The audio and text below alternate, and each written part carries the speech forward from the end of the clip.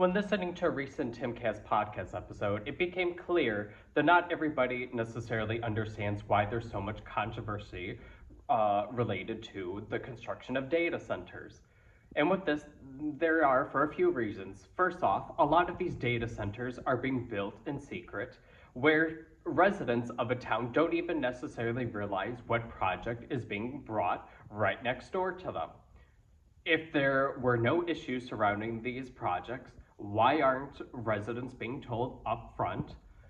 And instead, there's been cases where there's reports that NDAs are being signed, and it's being kept separate.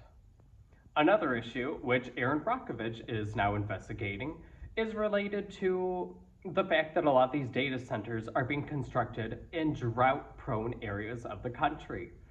In case you don't realize, data centers require a massive amount of water in order to cool the system. So with this, they really should not be built in drought areas, and yet the majority of data centers under construction are in drought areas of the country.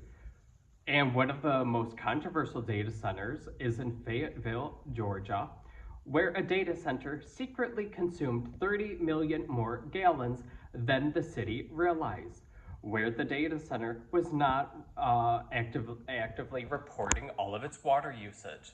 Could you imagine using 30 million gallons of water that you're not telling the town and you weren't being charged upfront, especially in an area that's already suffering from drought, which Fayetteville is? It's under drought level 1, the most extreme level drought.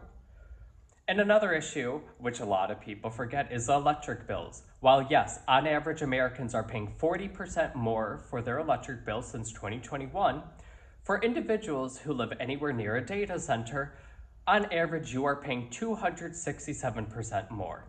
And another issue is this isn't like the old days where people may have decided to vote off on some pollution for the sake of allowing a factory to be built, which would be the lifeline of a town, which could employ hundreds, if not thousands.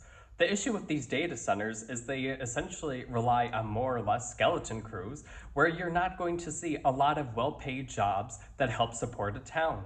Instead, you're seeing data centers being built in private, and surprise, where they're not really willing to tell residents what's coming until it's too late to stop the project because it's already built and in operation.